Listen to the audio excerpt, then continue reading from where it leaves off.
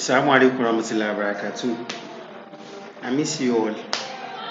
Today we'll be looking at deforestation. Deforestation simply means that the continuous removal of trees without replanting or replacing them. Nobody is saying we should not remove trees, but when we remove and we don't replant, are you getting? When we cut down trees and we don't replant or replace them with another one, then there is a problem. It's called deforestation. Are you getting? However, like I said, everything always has its own advantage and disadvantages. So let's go on a journey. Deforestation is also the permanent destruction of forest in order to make land available for other uses. You want to use the land for other uses, like I said, it may be advantageous. But as we are doing that too, it has its own disadvantage. So, what are the causes of deforestation? Number one, we remove trees to make construction of roads, building of offices, building of schools, building of house, recreational centers, and so on and so forth. Then, indiscriminate lodging by poachers. These are the people that are not warranted to even do it. They just go down our country because they want to make paper, because they want to make furniture, because they want to make sculptures without an agreed thing from the government, without them seeking the approval of the government or the people in charge before cutting it. Felling of trees to make wood available for domestic uses, like your cooking. Some people still use firewood to cook. I get it. Then burning of forest for hunting and farming. Some people burn so that they can find wild animals. Then some people burn for farming. And then natural causes like forest fire, thunderstorm, and so on and so forth.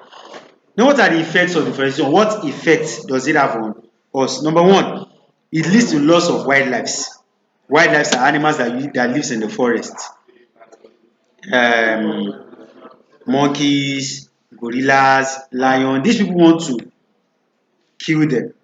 I get it. Why you, as you are doing those things, as you are deforesting particular forest, you are harming this one. We will not have things that can be used in developing zoos and so on.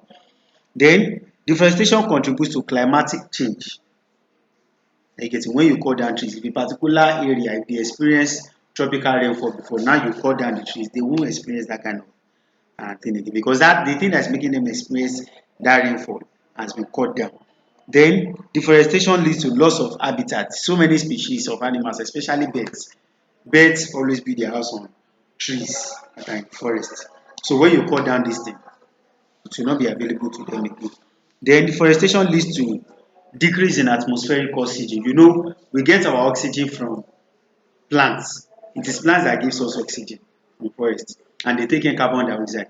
So when you cut them down, what does it cause?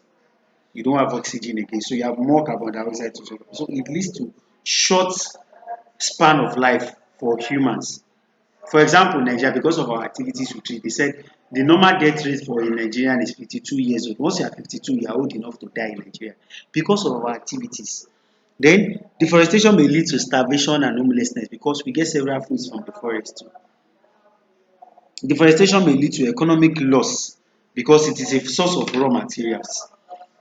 So it's a source of revenue. The government sell to get money. So if you are cutting and you are not replacing, we don't have raw materials, then we don't have revenue.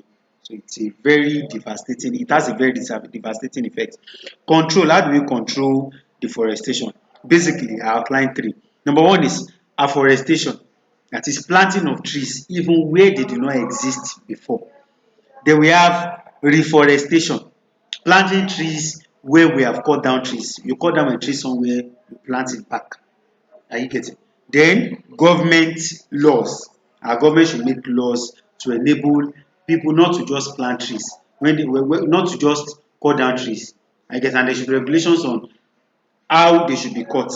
I get it. And how many could be cut in a particular. If all these things are put in place, then everybody will live long. You can live 500 years before you die. What do you think? You see.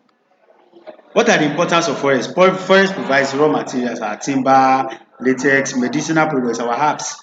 Then trees of the forest help in purifying the atmosphere by providing us with oxygen. They are the ones that Allah makes us live. But through the help of forest, through the work of oxygen, without oxygen you cannot survive. Me and you cannot survive.